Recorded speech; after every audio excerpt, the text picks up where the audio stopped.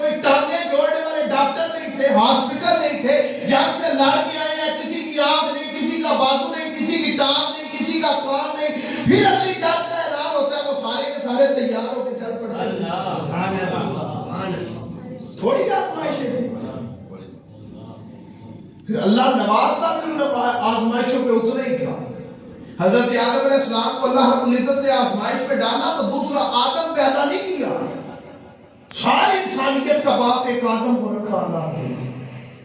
اللہ دو آدم بنا دیتا، ہر علاقے کے لیے نبی الگ بنایا ہے، تو ہر علاقے کے لیے نیا انسان بھی بنا سکتا نہیں بنایا، ایک آدم کو باپ بنایا۔ حضرت ابراہیم علیہ السلام کی بات آئی، آپ کی طرف ڈال دیے گئے، آزمائش تھی، جبریل آ گئے، یا خلیل اللہ کوئی حکم میرے لیے، اللہ کی طرف آپ کا پیغام لے کے چلا جاؤ۔ حضرت ابراہیم علیہ السلام نے فرمایا نہیں اے جبریل، میں جس کے لیے آگ میں جا رہا ہوں وہ جانتا ہے میں کدھر جا رہا ہوں۔ آزمائش آئی، صبر کیا، پھر اللہ نے نظام قدرت بدل دیا۔ آگ کا کام یہ ہوتا ہے جو اس پہ جاتا ہے وہ جلا دیتی ہے، مگر یہاں جب خلیل آگ کی طرف گئے تو فرمایا یا نار کونی بردم و سلاما، اے آگ خبردار، آج میرے خلیل کو جلانا نہیں بلکہ آج میرے خلیل پہ ٹھنڈی اور گلزار ہو۔ قاعدہ بدل دیا۔ اسماعیل علیہ السلام کی آزمائش آئی، چھری گردن پہ آئی تو اللہ نے انعام بھی اتنا بڑھا دیا۔ ابراہیم علیہ السلام کے دو بیٹے تھے، حضرت اسحاق علیہ السلام اور حضرت اسماعیل علیہ السلام۔ اللہ رب العزت نے آخر زمان نبی محمد مصطفیٰ صلی اللہ علیہ وسلم کو حضرت اسماعیل کی اولاد میں رکھا، اسحاق کی اولاد میں نہیں رکھا۔ پھر حضرت موسیٰ علیہ السلام کو آزمایا، قوم بتوں کی پوجا کرنے لگی۔ پھر جب اللہ رب العزت نے نوازا تو نوازا کیسا کہ اس قرآن میں صرف ایک نبی کا تذکرہ ملتا ہے کہ جس سے اللہ نے کلام کیا، اور وہ نبی موسیٰ علیہ السلام سے اللہ نے فرمایا وَكَلَّمَ اللَّهُ مُوسَىٰ تَكْلِيمًا، اللہ نے یہ انعام دیا حضرت موسیٰ علیہ السلام کو کہ کوہ طور پہ بلا کے آپ سے کلام کیا۔ آزمائش پہ صبر کیا۔ حضرت عیسیٰ علیہ السلام کی باری آئی، آپ کو بنا باپ اس دنیا میں بھیج دیا۔ تھوڑی آزمائش تھی، حضرت مریم علیہ السلام نے کہا کہ یا اللہ مجھے کسی چیز نے ہاتھ نہیں لگایا، کسی انسان نے ہاتھ نہیں لگایا، میں کیا کہوں گی جا کے؟ 40 دن کا بچہ لے کے قوم کے سامنے آئی، قوم نے پوچھا کدھر سے لے کے آئی ہو؟ تمہارا بھی باپ بھی پاک تھا، تم بھی پاک۔ تو آپ نے فرمایا کہ اس بچے سے اس کی طرف اشارہ کیا، بچے کی طرف، نبی ہے 40 دن کے نبی کہہ رہے ہیں انی عبداللہ، میں اللہ کا بندہ ہوں، آتانی الکتاب، اللہ نے مجھے کتاب عطا کی ہے۔ اب یہ چیزیں ہو گئی، اب یہ آزمائش تھی کہ بنا باپ کے دنیا میں بھیج دیا۔ اب اللہ نے انعام کیا دیا؟ 1,24,000 پیغمبر اللہ سے دعائیں مانگتے رہے کہ یا اللہ ہمیں محمد کی امت میں بھیج دے، کسی نبی کی دعا قبول نہیں ہوئی۔ اللہ نے عیسیٰ علیہ السلام کو یہ انعام عطا کیا کہ وہ پلٹ کے محمد کی امت میں آخری دور میں۔ آزمائش جتنی بڑی ہو اللہ انعام بھی اتنا بڑا عطا کرتا۔ آج ہم پہ تھوڑی سی آزمائش آ جائے ہم اللہ سے گلے شکوے شروع کر دیتے ہیں کہ یا اللہ میرے لیے مصیبت تھی، میرے لیے تنگی تھی، میرے لیے آزمائش تھی، میں جیسا تھا، میں جیسا میرے نقصان ہوا تھا۔ اللہ سے ہم لڑنا شروع کر دیتے ہیں، اللہ کے آگے گلے شکوے رکھ دیتے ہیں، حالانکہ ہمیں پتا ہے کہ ہر چیز وہی دینے والا ہے، اسی کی ہے۔ ہماری حیثیت کیا اس کے سامنے؟ یہ آپ کے امام مسجد ہے، آپ نے اس مسجد میں رکھا، اگر انتظامیہ 1 ہفتے 2 ہفتے 4 ہفتے بعد انہیں کہے کہ علامہ صاحب آج کے بعد نہ آئیے گا، فلاں بندہ نماز پڑھائے گا، کیا یہ علامہ صاحب ان سے آگے لڑنا شروع کر دیں؟ یہ ساؤنڈ والے بھائی آپ نے بلایا، ساؤنڈ چلانا ہے، اگلی مرتبہ آپ انہیں کہتے ہیں کہ نہیں جی آپ نے نہیں آنا، کوئی اور آئے گا، کیا یہ آگے سے لڑنا شروع کر دیں؟ ہماری حیثیت اس دنیا میں صرف اتنی ہے، اللہ نے اس دنیا میں بھیجا ہے جاؤ یہ کام کرو، تم کرو گے پھر بھی، نہیں کرو گے پھر بھی اللہ تمہیں ہٹا کے نیا بندہ لے آئے گا، اس کی قدرت میں کوئی فرق نہیں پڑنے گا۔ اس سے گلے شکوے شروع کر دیتے ہیں، مذاکرات شروع کر دیتے ہیں۔ اللہ رب العزت یہ جو آزمائشیں ڈالتا ہے پھر انعام بھی اس کو اتنا بڑا آتا ہے. پھر سیدنا بلال رضی اللہ تعالیٰ آپ کی آزمائشیں تھوڑی نہیں تھی کہ آپ کو مکہ کی سرزمین پہ ریتلی سرزمین پہ لٹا دیا جاتا اور آپ کے سینے پہ پتھر رکھے جاتے اور احد کی صدائیں بلند ہوتی اور ان کو گھوڑے کے پیچھے باندھ کے اور اونٹ کے پیچھے باندھ کے ٹانگ سے باندھ دیا جاتا اور مکے کی سڑکوں پہ گھسیٹا جاتا. تھوڑی آزمائش تھی. اور پھر دیکھیں اللہ نے انعام کیسا عطا کیا. ایک روایت کے مطابق فتح مکہ کے دن 10,000 صحابہ تھے. ایک روایت کے مطابق 30,000 صحابہ تھے.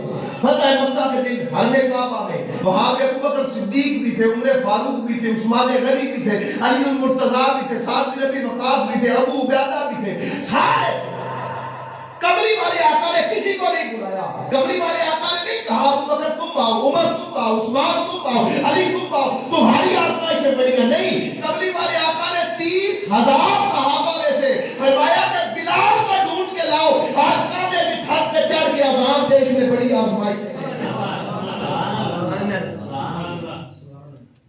آزمائشوں پہ صبر تو کرنے والے بنو, پھر دیکھو کہ وہ تمہیں نوازتا کیسا ہے.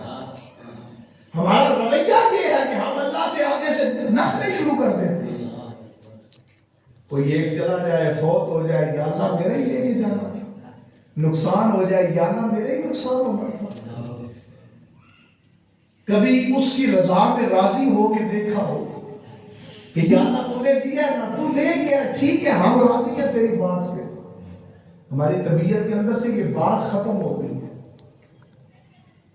ہم اس سے کسی بات پہ راضی نہیں ہوتے, حالانکہ ہمیں حکم تھا کہ اس سے راضی کرو. ہم راضی نہیں ہوتے اس سے. وہ کھانا دیتے ہیں, ہم راضی نہیں ہوتے. 3 طرح کے کھانے سامنے آتے ہیں, نہیں یہ نہیں ہونا چاہیے تھا, نہیں میں نے تو یہ کھانا ہی نہیں تھا, نہیں مجھے یہ پسند نہیں. وہ رزق اس نے دیا ہے, ہم راضی نہیں ہوتے. وہ 500 بھی دیتا ہے نا دن کا, تو اسے پتا ہے کہ میرے بندے کی ضرورت اتنی ہے. لا یکلف اللہ نفسا الا وسعها. وہ تمہاری اوقات سے زیادہ تم پہ بوجھ نہیں ڈالتا.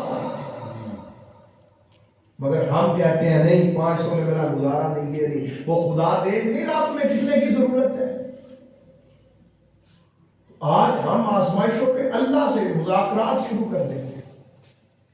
آزمائشوں پہ صبر کر کے دیکھیں, پھر دیکھیں وہ عطا کیسے کرتا ہے, نوازتا کیسے, دیتا کیسے. قبلی والے آقا کی حیات طیبہ دیکھیں, بڑی کمال آپ کسی کو. ہم کلمہ پڑھتے ہیں, ان کا نعرے لگاتے ہیں, ان کے نام پہ سب کچھ کرتے ہیں, سیرت کو مانتے ہیں, ساری چیزیں, مگر ہماری طبیعت کے اندر ایک بھی ایسی چیز باقی نہیں کہ ہم اس سیرت کو اپنا دیں. آقا علیہ السلام کی سیرت کا ایک ایک پہلو دیکھے, ہمیں پتہ چلتا ہے کہ آقا علیہ السلام کس طرح آزمائشوں سے گزرے. کبھی زبان پہ شکوہ نہیں آیا. آقا علیہ السلام اعلان نبوت فرمایا, وہ جو آپ کے لیے ہتھیلیاں بچھاتے تھے وہی آپ کی جان کے دشمن ہو.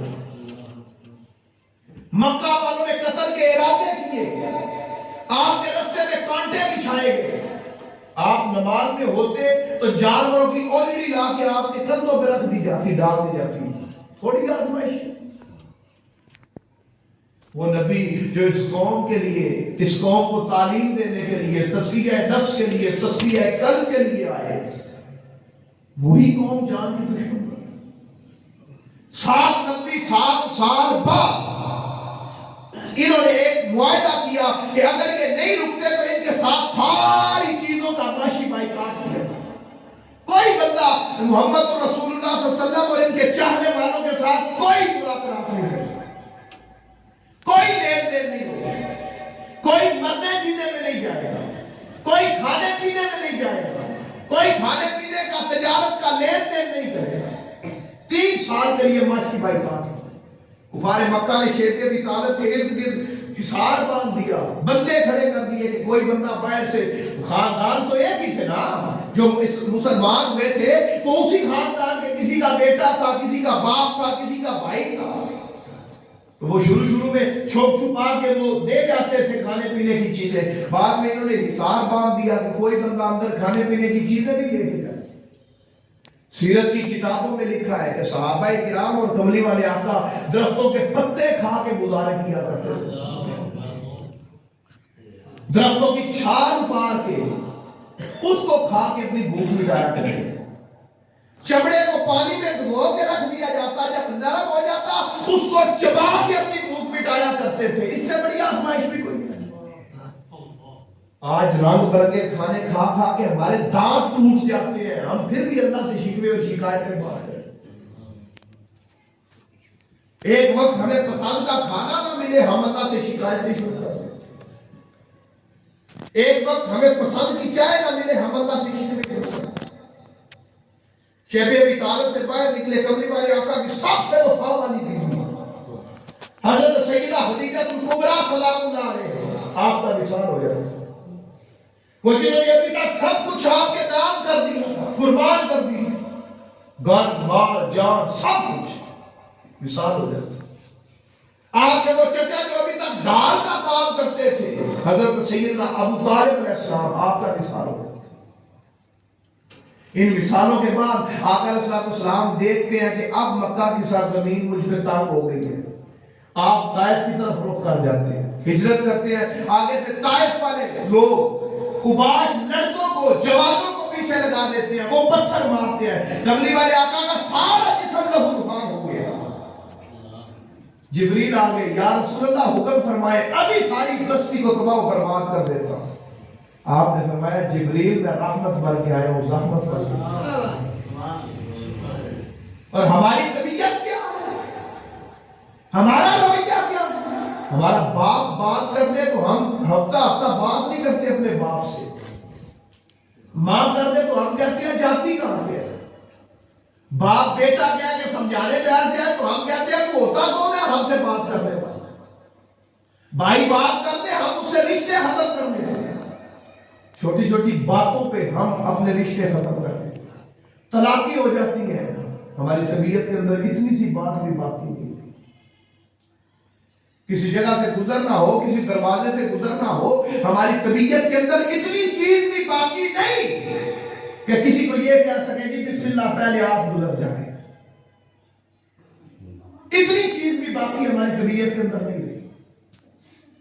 کسی راستے سے گاڑی کو ٹرن کرنا ہو، کسی جگہ سے گزرنا ہو، کوئی بات کر رہا ہو کسی مجلس میں، ہم اگلے کی بات سننا دوبارہ نہیں کرتے۔ ہمارا دل ہوتا ہے کہ اس کا سر پھاڑ دے، یہ صرف ہماری باتیں سنتا رہے۔ کملی والے آقا پتھر پڑے، آپ نے جبریل سے کہا نہیں میں رحمت بن کے آیا ہوں، زحمت بن کے۔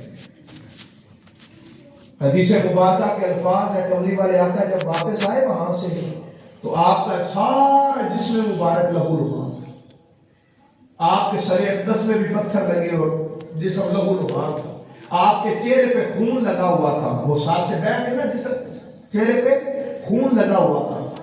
حضرت عبداللہ بن مسعود فرماتے ہیں آقا علیہ السلام کی بعد میں پتہ چلا، وہاں پہ تو نہیں تھے نا حضرت عبداللہ بن مسعود، کوئی یہ کہے کہ علامہ صاحب کس طرح منسوخ کر کے چلے گئے ہیں۔ فرماتے ہیں کہ کملی والے آقا ساتھ ساتھ چہرے سے خون صاف کرتے اور ساتھ ساتھ کیا رہے تھے، رب اغفر لقومی لا یعلمون، یا اللہ پھر بھی میری قوم کو بخش دے، یہ مجھے نہیں جانتی کہ میں کون ہوں۔ اتنی آزمائش۔ واپس آئے مکہ، ہجرت کا اعلان ہو گیا۔ آج کے سینے میں دل ہے کملی والے آقا کے وہ الفاظ کیا ہوتے ہیں۔ آج آپ ایک باپ کے دو بیٹے ہو نا، تو ایک بیٹا الگ مکان بنا لے اور اس گھر کو چھوڑ کے چلا جائے، ہمارا دل برداشت نہیں کرتا۔ ایک بیٹے کو گھر سے نکال دیا جائے، تکلیف برداشت نہیں ہوتی۔ کملی والے آقا ہجرت کی رات سے کعبہ میں کھڑے ہو کے کعبے سے کہہ رہے ہیں، اے کعبہ تیرے مکین مجھے یہاں رہنے نہیں دیتے، میں تیرے پاس رہنا چاہتا ہوں۔ اتنی آسمائش، گھر چھوڑ دیا۔ اس کے بعد جب ہجرت کر کے مدینہ تشریف لے گئے تو پہلے سال آپ کے جنگ مسلط کر دیا، آپ نے بدر لڑی، احد لڑی، خندق لڑی، جنگیں مسلط کر لی۔ آج ہم بھائی بد مسلمان گھرانے میں پیدا ہوئے، ہم نے سمجھا بڑا ہماری طبیعت کے اندر اسلام نہیں اترا، ہماری طبیعت نے اسلام نہیں مانا، ہم اسلام کی طرف نہیں گئے، ہم نے اسلام کو قبول نہیں کیا۔ غزوہ خندق سے کملی والے آقا واپس تشریف لائے۔ جب غزوہ خندق سے کملی والے آقا واپس تشریف لائے، غزوہ خندق بڑی کافی کٹھن مرحلہ تھا۔ پہلے خندق کھودی گئی ایک طرف، نہر کھودی گئی مدینہ کی ایک طرف، پھر اس کی رکھوالی کی گئی، پھر صبح و شام اس پر بیٹھے رہے کہ کوئی کافر ادھر سے ادھر نہ آئے، پھر ٹھنڈی ہوائیں یا ٹھنڈی ہوائیں آئیں اور کفار کے خیمے اکھڑے، پھر وہ گئے، اور کئی دنوں کے بعد یہ جنگ ختم ہوئی غزوہ خندق۔ آپ مدینہ واپس تشریف لائے، مدینہ سے ایک قبیلے نے آپ کے ساتھ بغاوت کر دی تھی، واپس تشریف لائے، آپ بھی اپنے گھر میں چہرہ دھو رہے ہیں لوٹے سے پانی لے کے، ابھی زیرہ نہیں اتاری، جنگ کا سامان نہیں اتارا۔ ہمیں ایک نماز کے بعد دوسری نماز پڑھنی پڑ جائے تو ہم باتیں کرنا شروع کر دیتے ہیں، ٹائم ہو گیا، اتنی جلدی ٹائم ہو گیا۔ پڑھے کملی والے آقا کی سیرت، چہرہ لوٹے سے پانی لے کے ہاتھ میں پانی ڈال کے آدھا چہرہ دھویا، ابھی پورا چہرہ بھی نہیں دھویا، ابھی سامان نہیں اتارا، ابھی بیٹھے نہیں، سانس نہیں لیے۔ جبریل نے آپ کا دروازہ کھٹکھٹایا، آپ نے پوچھا ہاں جبریل کیا حکم؟ جبریل نے کہا یا رسول اللہ، اللہ فرما رہا ہے پہلے فلاں قبیلے کا محاسبہ کی کریں، اس کے بعد کوئی اور کام نہیں کیا۔ آقا علیہ السلام نے فرمایا جبریل اتنے دنوں کی جنگ کے بعد آئے ہیں، ابھی تو سامان نہیں اتارا جنگ کا، ابھی تو چہرہ نہیں پورا دھویا۔ جبریل نے کہا یا رسول اللہ، اللہ کا یہی حکم ہے پہلے اس قبیلے کا محاسبہ کریں، اس کے بعد کوئی اور کام کیجیے۔ ایک جنگ کے بعد دوسری جنگ آگے ہوتی ہے، ایک جنگ کے بعد دوسری جنگ آگے ہوتی ہے۔ ہم سے ایک نماز کے بعد دوسری نماز نہیں پڑھی جاتی، ہم پراپر 5 منٹ گفتگو کرتے ہوئے 5 منٹ سچ نہیں بول سکتے، نمازیں دور کی بات ہے۔ ہم 5 منٹ کسی کو اچھا سنائی دینے کے لیے قولن کریمہ اچھی بات نہیں کر سکتے، ہم طنز و مذاق میں کسی کی ٹانگ نہ کھینچے، ہمیں سکون نہیں آتا۔ پھر کملی والے آقا پہ جنگیں مسلط کر دی، آپ نے جنگیں لڑی، اور اس کے بعد آج سمائش دیکھیں کملی والے آقا، آج ہمارا 1 2 3 بیٹے فوت ہو جائے تو ہم اللہ رب العزت سے شکوے شروع کر دیتے، گلے شروع کر دیتے کہ یا اللہ میں ہی تھا، میرے لیے یہ مصیبت تھی، میرے لیے یہ مشکل تھی، یا اللہ میں نہیں یہ چیزیں برداشت کرنی تھی۔ کملی والے آقا محمد مصطفیٰ صلی اللہ علیہ وسلم، آپ کی ذات وہ ذات ہے کہ آپ کی ساری اولاد، 4 بیٹے 3 بیٹیاں، ایک سیدہ فاطمہ الزہرا سلام اللہ علیہا، آپ کو چھوڑ کے ساری اولاد آپ کے ہاتھوں میں دم دے کے دی ہے۔ اس سے بڑی آزمائش میں کوئی ہو سکتی ہے؟ ساری اولاد آپ کے ہاتھوں میں دم دے گی، اور جو بیٹی بچی سیدہ فاطمہ الزہرا سلام اللہ علیہا، اسے بھی بتا کے جا رہی ہے کہ بیٹی سب سے پہلے تو مجھے آ کے ملے گی، کہ سب سے پہلے تجھے اس دنیا میں موت کا فرشتہ لینے کے لیے آئے گا۔ جس بندے کو پتا چل جائے کہ میری ساری اولاد میری آنکھوں کے سامنے فوت ہوگی، اس سے بڑی آزمائش بھی کوئی ہوتی ہے؟ ہم اللہ سے گلے شکوے شروع کر دیتے ہیں، نہیں یا اللہ نہیں جانا چاہیے تھا، نہیں ہونا چاہیے تھا، نہیں ایسا نہیں ایسا ہے۔ ہماری طبیعت کے اندر ان آزمائشوں کو برداشت کرنے کی سخت باقی نہیں ہے، ہمارا رویہ اللہ سے الجھ کے رہ گیا، ہم اللہ کی دی ہوئی نعمتیں کھانے کے بعد اس سے الجھتے رہتے ہیں اور شکوے اور شکایتیں کرتے رہتے ہیں کہ یا اللہ میں ہی تھا، میرے لیے آزمائشیں تھی، میرے لیے ایسا تھا، میرے لیے ایسا ہے۔ آج ہماری طبیعت کے اندر وہ اقتدار ختم ہو گیا، آج چھوٹی چھوٹی بات پہ ہم اللہ رب العزت سے شکوے شروع کر دیں گے، اور اسی بات پہ وہ قرآن مجید کی آیت جس کا ترجمہ میں نے شروع میں کیا تھا، اللہ رب العزت نے ارشاد فرمایا یا ایھا الذین آمنوا استعینوا بالصبر والصلاۃ، اے ایمان والو صبر اور نماز سے مدد مانگو۔ اور جو صبر اور نماز سے مدد مانگتا ہے اللہ فرماتا ہے ان اللہ مع الصابرین، پھر میں اللہ صبر کرنے والوں کے ساتھ ہوتا ہوں۔ اور آگے جس کی طبیعت کے اندر صبر نہیں ہوتا، آج جو ہمارا رویہ ہے وہ دیکھ لیں، جس کے اندر یہ چیز نہیں ہوتی ان کے لیے آگے اللہ رب العزت نے ایک الگ حکم بیان فرمایا، ارشاد فرمایا ہے وَلَنَبْلُوَنَّكُمْ بِشَيْءٍ مِّنَ الْخَوْفِ وَالْجُوعِ وَنَقْصٍ مِّنَ الْأَمْوَالِ وَالْأَنفُسِ وَالثَّمَرَاتِ۔ جب تم خدا کے سامنے شکوے شکایتیں کرتے رہتی ہو نا، اس سے جھگڑتے رہتے ہو، اکڑتے رہتے ہو، وہ پھر بھی تمہاری پوری نہیں پڑتی، ہر چیز دیتے، سانسیں دیتے، سمجھنے کی پھر وہ پتہ ہے قرآن میں کیا کہتا ہے؟ یہ پیغام توجہ کریں اپنی زندگی میں۔ اللہ فرماتا ہے وَلَنَبْلُوَنَّكُمْ بِشَيْءٍ مِّنَ الْخَوْفِ، مضارع کا صیغہ استعمال کیا۔ اللہ فرماتا ہے کہ پھر ہم تمہیں ضرور آزمائیں گے۔ کیا کریں گے؟ پہلے تو اللہ تمہیں کہتا ہے نا صبر کرو، نماز پڑھو۔ اگر جس بندے کی طبیعت میں صبر نہیں آتا، آزمائشوں میں وہ اللہ سے شکوے اور شکایتیں کرتا ہے، تو پھر آخری وقت کے لیے، ویسے تو اس آیت کو دنیا میں بھی امپلیمنٹ کیا جا سکتا ہے، تو میں ذرا آپ کو آپ کے رویے کی وجہ سے آخری جو وقت ہے وہاں پر لے کے جانا چاہتا ہوں۔ وہ کسی کا شعر بھی ہے نا کہ ہے جرم ضعیفی کی سزا مرگ مفاجات۔ جب بندہ صبر نہیں کرتا آزمائشوں پہ، اللہ سے توبہ نہیں کرتا، تو پھر آخری وقت میں اللہ اسے آزمائشوں میں ڈال دیتا ہے، بیماریاں آ جاتی ہیں اس پہ۔ اب اللہ فرما رہا ہے کہ اب صبر نہیں نا آزمائشوں پہ تم نے کیا، تو پھر اللہ فرماتا ہے کہ یہ تو نے آزمائشوں پہ نہیں نہ کیا جو دنیا میں آ گئی، تو پھر اب دیکھ کہ میں تجھے آزماؤں گا۔ کیسے آزماؤں گا؟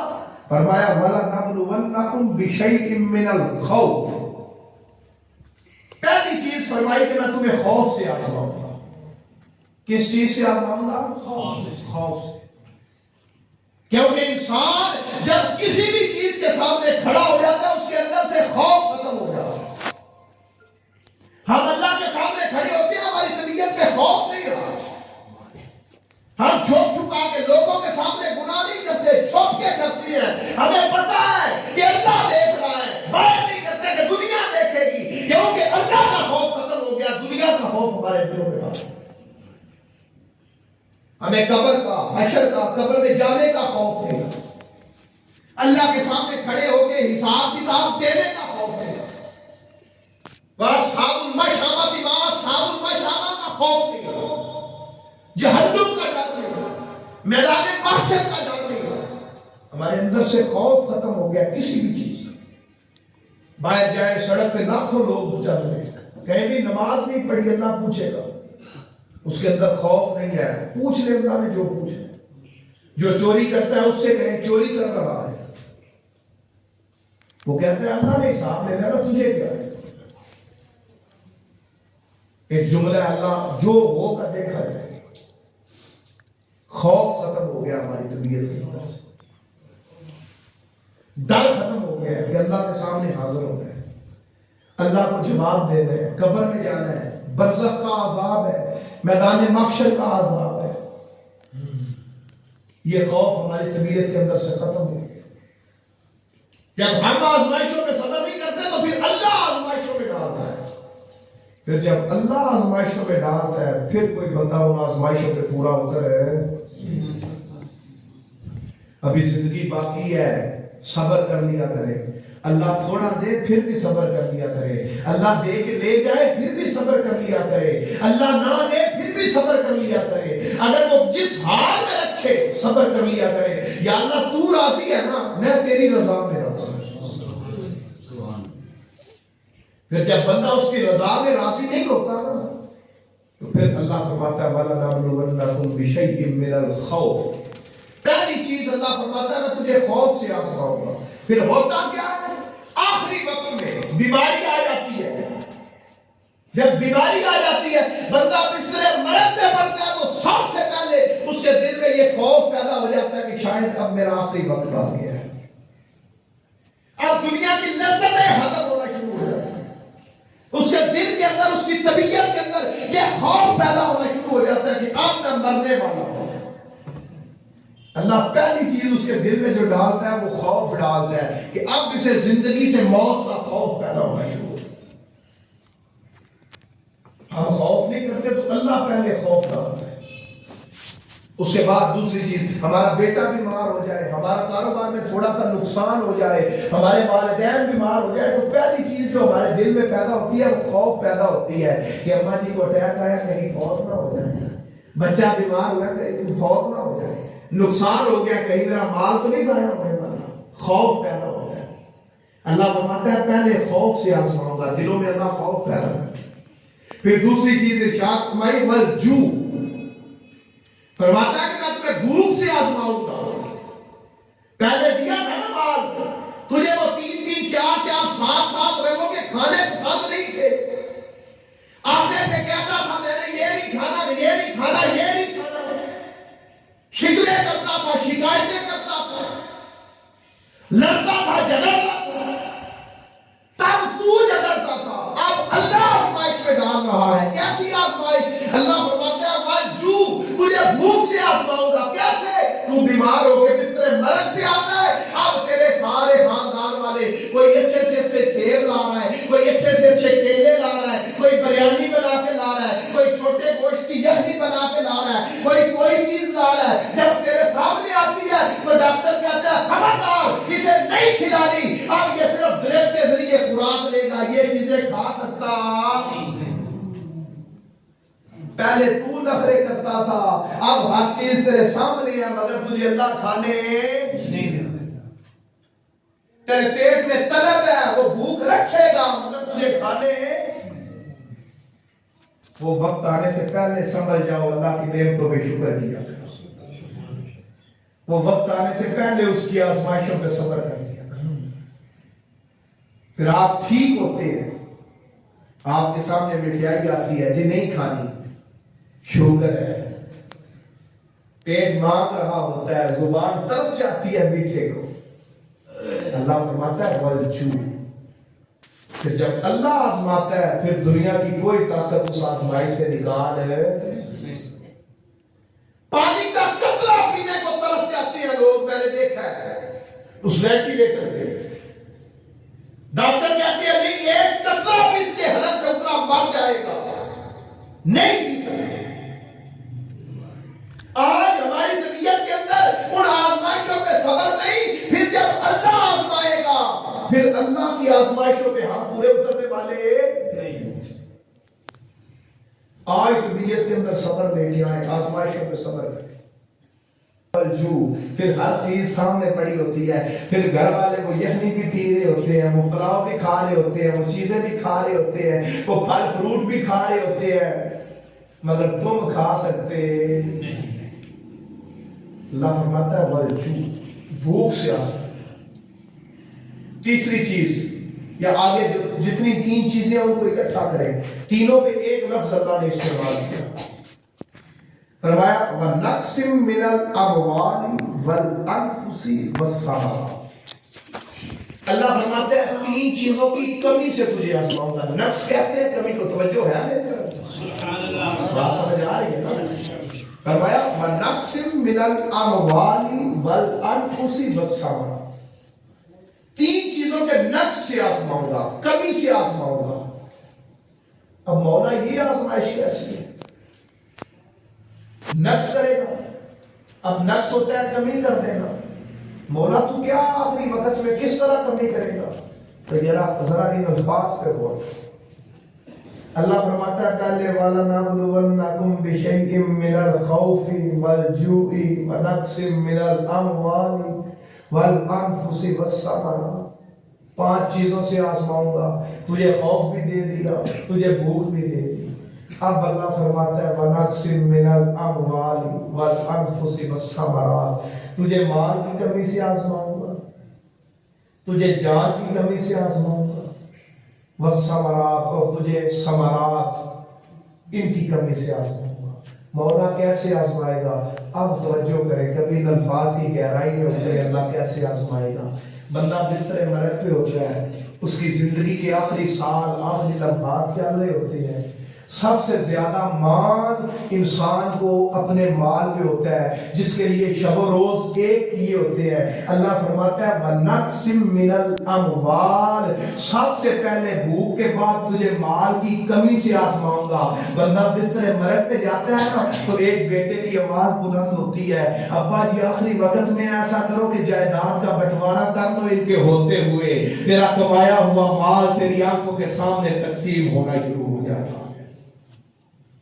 بیٹا کہتا ہے کہ نہیں یہ مال میرا مجھے دے دو، تیرا وہ مال کم ہونا شروع ہوتا ہے۔ پھر فرمایا بس ثمرات، اولاد تقسیم ہونا، ختم ہونا شروع ہوتی ہے تیرے پاس سے، جس کے لیے تو نے حلال حرام ایک طرف لیا تھا، تو بستر مرگ پہ ہوتا ہے۔ اب اللہ کی آزمائش ہے، تیرا مال تو کام ہونا شروع ہوا، اب تیرے بیٹے، ایک بیٹا کہتا ہے کہ نہیں میری جان لاہور میں ہے، میں ابا جی کے پاس رہ نہیں سکتا، دوسرے بھائی کو کہتا ہے کہ تو رکھوالی کر لے میں لاہور جا رہا ہوں۔ اب تیری اولاد جن کے لیے تو نے صبح شام ایک کیے تھے، اب وہ اولاد ایک ایک کر کے تجھ سے کم ہونا شروع ہوتی ہے۔ ایک لاہور چلا جاتا ہے، دوسرا چھوڑ کے سعودیہ چلا جاتا ہے، تیسرا چھوڑ کے اپنے کاروبار میں لگ جاتا ہے۔ تو بستر مرگ پہ پڑا، اپنے مال کو بھی کام ہوتا دیکھتا ہے، اپنی اولاد کو بھی کام ہوتا دیکھتا ہے۔ ایسا ہی ہوتا ہے کہ نہیں ہوتا؟ کہاں گیا وہ مال، کہاں گئی وہ اولاد؟ اور درمیان میں اللہ نے ایک لفظ استعمال کیا والانفس، اور ہم تمہیں تمہاری جانوں سے آزمائیں گے۔ وَنَقْسِم مِّنَ الْأَمْوَالِ وَالْأَنفُسِ وَالثَّمَرَاتِ، اللہ فرماتا ہے کہ کمی سے، مال کی، جان کی اور اولاد کی کمی سے آزمائیں گے، ثمرات کی کمی سے۔ مال کی کمی تو سمجھ آ گئی، ٹھیک ہے مال تقسیم ہونا شروع ہو گیا۔ اولاد کی کمی بھی سمجھ آ گئی، ٹھیک ہے اولاد چھوڑ کے اپنے اپنے گھروں میں جانا شروع ہو گئی۔ مولا یہ جان کی کمی، جان تو ایک ہے، اس کی کمی سے کیسے آزمائے گا؟ اب اللہ کی آزمائش دیکھ، اللہ فرماتا ہے جان کی کمی سے آزمائے گا۔ مولا جان تو ایک ہے، اس میں کیسے آزمائے گا؟ اللہ اس جان میں یوں آزمائے گا، اللہ تیری یک مشت جان نہیں دے گا۔ کبھی کبھی ایسا ہوتا ہے کہ ڈاکٹر کہتے ہیں کہ یہ فنسی کینسر کیا، اس کا انگوٹھا کاٹ دو، پھر کہتے ہیں نہیں اس کا پاؤں کاٹ دو، پھر کہتے ہیں نہیں گھٹنا کاٹ دو۔ آہستہ آہستہ اللہ تجھے آزمائش میں ڈالتا ہے، پتہ چلتا ہے کہ بزرگ ہو گیا، اب ان کی سماعت کام ہے، پتہ چلتا ہے کہ ان کی نظر کمزور ہو گئی ہے، اب یہ دیکھ آواز لڑکھڑانے لگتی ہے، اب یہ بول، پتہ چلتا ہے کہ یہ شوگر کے مریض ہو گیا، اب اندر سے یہ میٹھی چیز کھا، پتہ چلتا ہے کہ اس کے پھیپھڑے خراب ہو گیا، اب پھیپھڑوں کی کمی محسوس ہے، پتہ چلتا ہے کہ گردے ختم ہو گیا، اب گردے معاش ہوں گے تو چلے گا، پھر اللہ گردوں کی آزمائش سے آزماتا ہے۔ اللہ یک مشت جان نہیں دیتا، اللہ تجھے آزمائشوں میں ڈالتا ہے۔ پتہ چلتا ہے کہ فالج ہو گیا، اب چل نہیں سکتا، پتہ چلتا ہے کہ اسے برین ہیمریج ہوا ہے، اب سوچ نہیں سکتا، پتہ چلتا ہے کہ فلاں بیماری لگ گئی، آدھا آدھا کر کے ایک ایک حصے سے اللہ تجھے آزما کے دنیا سے لے کے جاتا ہے اور عبرت بنا دیتا ہے کہ بندے اگر تو نے میری آزمائشوں میں صبر کیا ہوتا تو پھر میں تجھے انعام دے کے دنیا سے لے کے آتا، تو نے میری آزمائشوں میں صبر نہیں کیا، اب دیکھ جس کے لیے تو میرے ساتھ اکڑتا تھا، اب دیکھ جس کے لیے تو میرے ساتھ لڑتا تھا، وہ مال بھی تیرا چلا گیا، وہ بھوک بھی تیری پیٹ میں رہ گئی، اور تیری اولاد بھی تجھے چھوڑ کے چلی گئی، جس جسم کا تجھے مال تھا وہ بھی ایک ایک کر کے تجھ سے لے لیا۔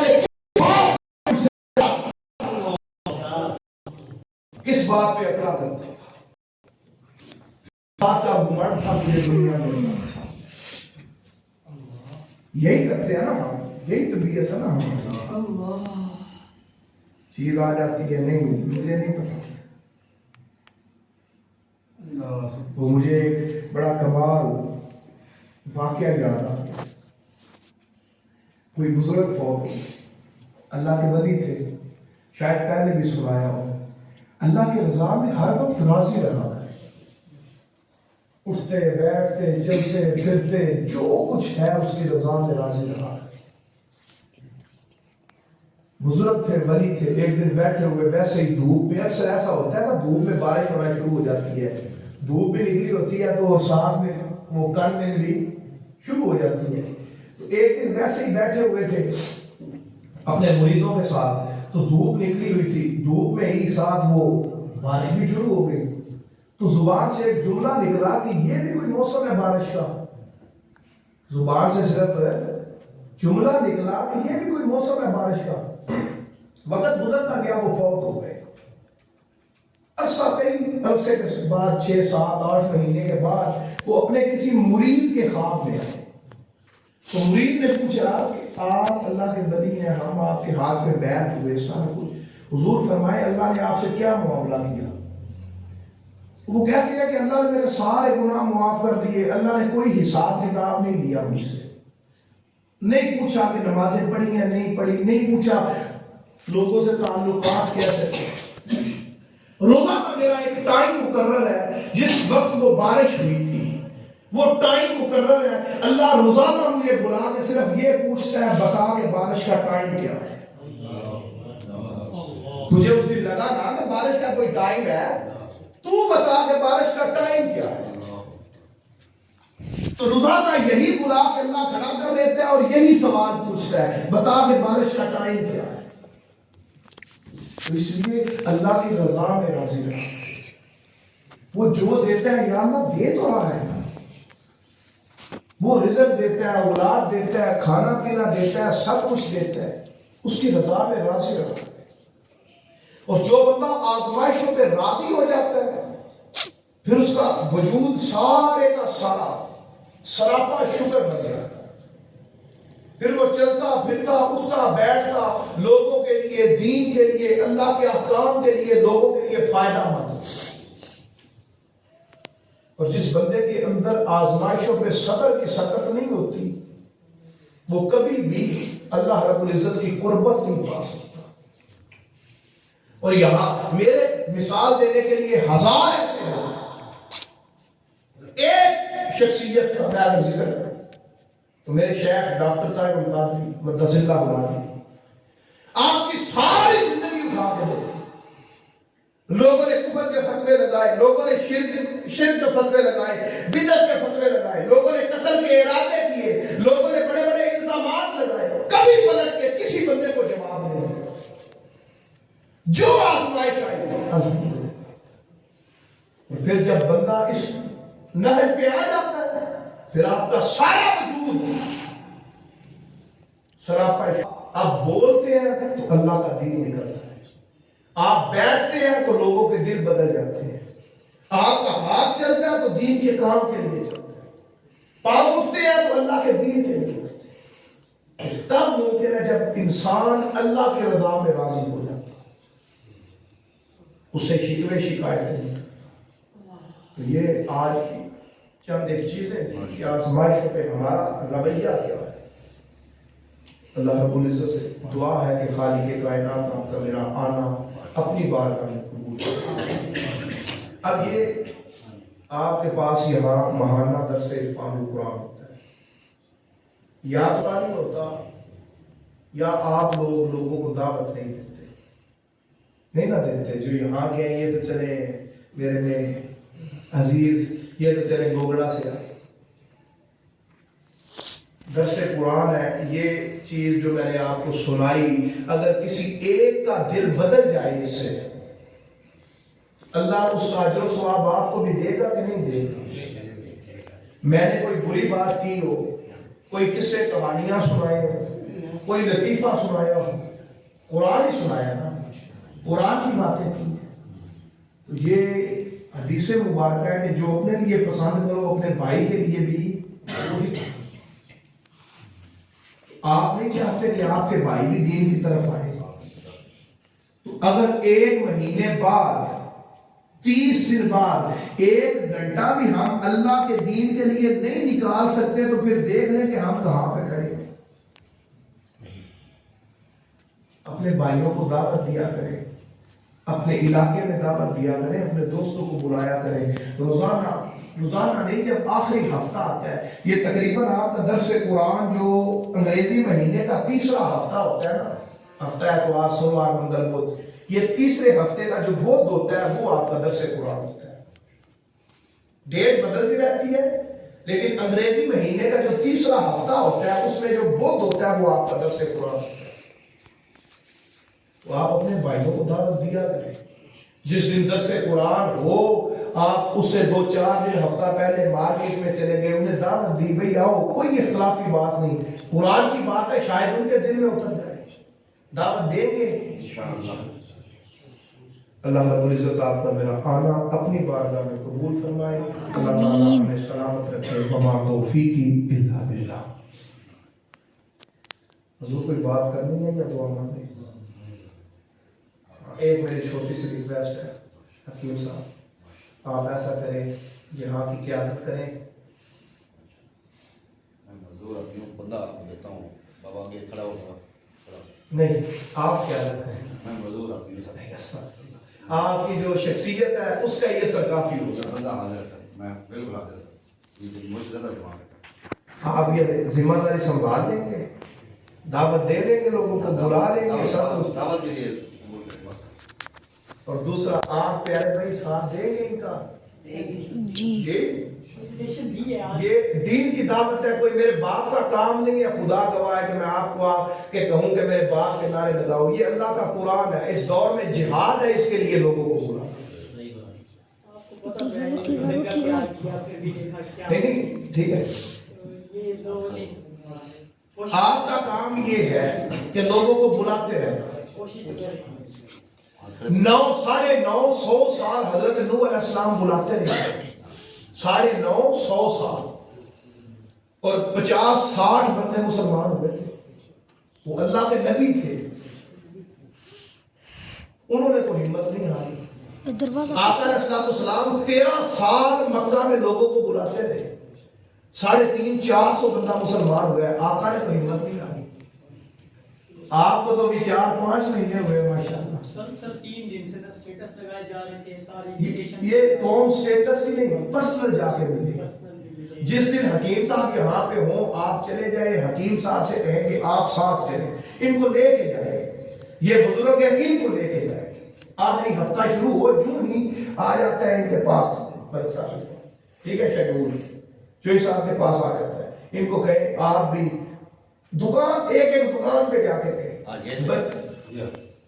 جی ٹھیک ہے، بچوں کو بھیجے، گھروں میں بھیجے، یہ بزرگ ہے، آپ کی بھی ذمہ داری ہے، قاری صاحب آپ ان لوگوں کو بلائیں دین کی طرف۔ یہ جو دور ہے، یہ دور جو وہ تلواروں سے جہاد کا دور نہیں، اور ساتھی ان کے ساتھ ملنا چاہتا ہے وہ بھی کھڑا ہو جائے ثواب کے کام میں، اور ساتھی ملنا چاہتا ہے۔